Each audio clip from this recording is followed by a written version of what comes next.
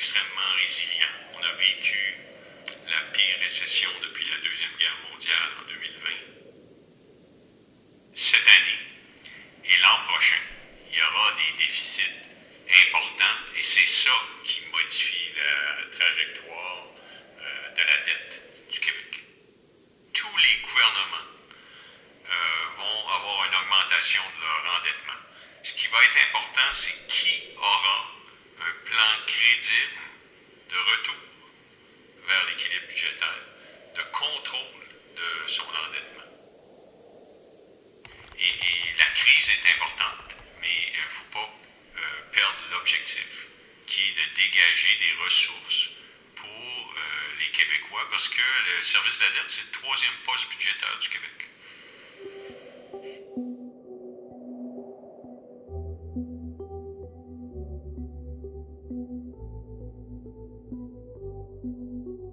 Alors, je suis Christine Gilbert, professeure agrégée à l'Université Laval en comptabilité. Je fais de la recherche critique. La recherche critique permet de toujours remettre en question, en fait, nos modes de fonctionnement, les mécanismes de marginalisation, d'exploitation et de constamment questionner, en fait, la pensée dominante.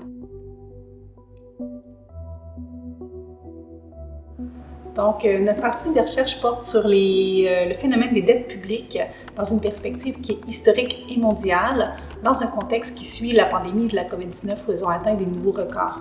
En fait, on montre que les dettes publiques sont un mécanisme de redistribution des richesses, par contre, qui part de la population du bas vers le haut, les plus fortunés.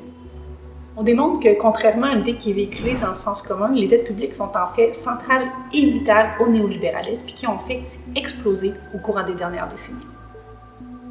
Le néolibéralisme est associé à la financiarisation de nos sociétés qui, on peut décrire globalement comme étant une place grandissante du système financier, de ses outils, de ses logiques dans l'ensemble de la société.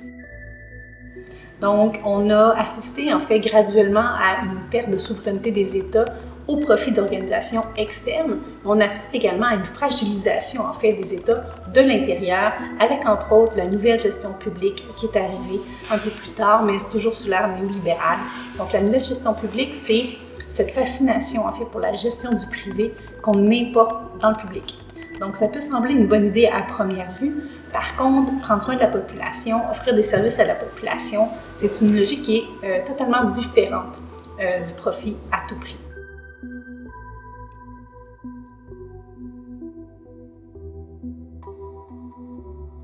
On croit souvent en fait que la cause majeure de l'endettement des États, c'est les services qui sont offerts à la population. Mais il y a beaucoup d'études en fait qui montrent qu'il y a d'autres mesures qui ont eu un plus gros impact en fait.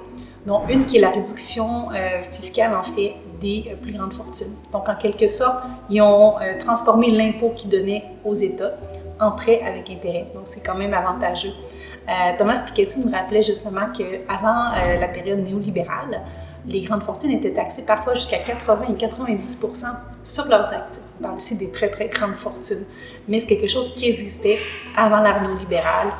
Thomas Piketty, justement, qui interpelle à réformer le système fiscal actuel pour aller taxer davantage le capital et les gros héritages pour freiner, en fait, l'augmentation des inégalités sociales à laquelle on assiste à l'ère néolibérale.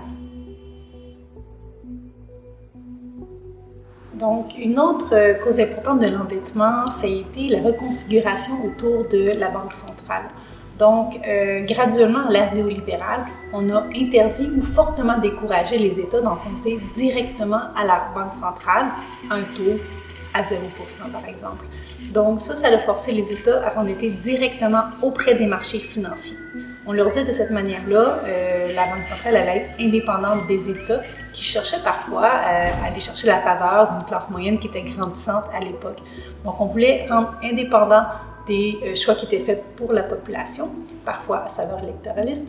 Mais de l'autre côté, ce qui est arrivé, c'est que les banques centrales sont devenues dépendantes d'un autre acteur, le système financier. Donc ça, c'est un des changements importants qui est arrivé à l'ère néolibérale et qui a un impact évidemment important sur les dettes publiques. Des dettes publiques élevées ou qui sont perçues en fait comme étant élevées, je pense que c'est l'élément central. Ça permet en fait de convaincre les gens, la population, qu'on doit réduire un peu partout. Donc ça, qu'est-ce que ça fait? C'est que ça crée des opportunités d'affaires. Ça crée des actifs à acheter, à vendre à rabais, mais ça offre aussi la possibilité à des entreprises de faire du profit sur ce qui était précédemment une charge, en fait, de l'État. Donc, c'est quand même un phénomène intéressant parce que d'un côté, on se rappelle qu'on baisse les impôts des plus fortunés. Ensuite, ça a un impact sur l'endettement qui est plus élevé. On travaille là-dessus, on crée une perception, on crée une peur autour de ça. On crée des occasions d'affaires. Donc, l'argent qui a été libéré par les impôts permet de racheter les actifs, de partir des entreprises pour reprendre le relais d'un système public qui est affaibli, évidemment, par le sous-investissement.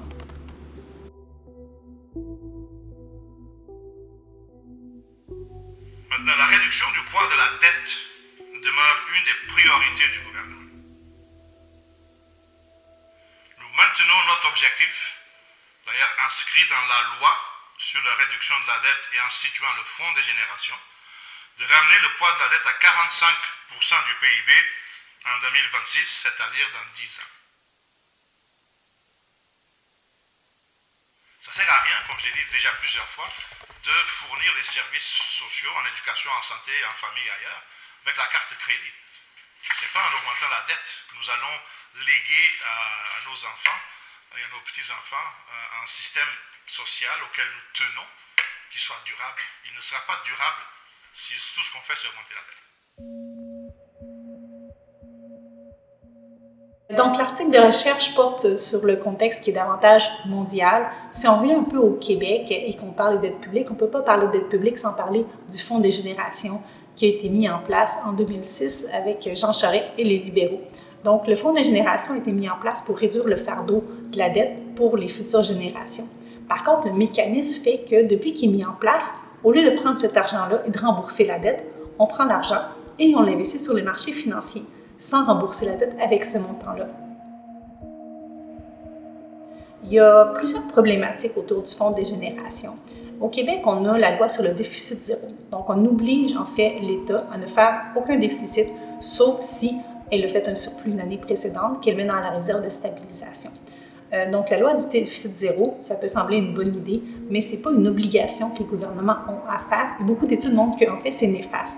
Donc, faire des déficits, si c'est des dépenses qui sont responsables pour le bien-être de la population, ce n'est pas quelque chose qui met vraiment en péril les finances de l'État. Donc, on a déjà cette loi-là. Le Fonds des générations, on va y rajouter une autre couche.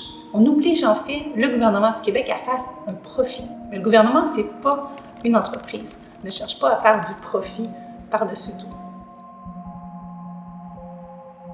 Et ça a plusieurs problématiques. Sans surprise, on a des problèmes dans le système de santé, d'éducation, soins aux personnes âgées, étant donné qu'on sous-investit de manière systématique et encore plus depuis le Fonds des générations. Et l'autre problématique, c'est qu'on est allé vider la réserve de stabilisation. Donc, les surplus qu'on a faits, ils ont été grugés par cette modification-là des normes comptables qui fait aucun sens. On parle de 19 milliards de dollars depuis la mise en place du Fonds des générations.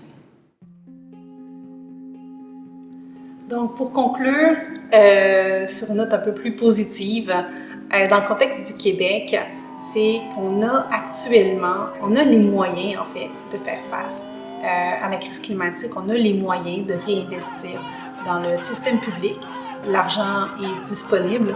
Il faut revoir, en fait, nos méthodes de pensée, nos paradigmes, le Fonds des générations. Il faut sortir de l'obsession de réduire le ratio dette-PIB, que d'ailleurs, personne ne sait quel est le ratio optimal, mais qui nous prive constamment en fait d'argent pour faire face à la plus grande crise de notre époque.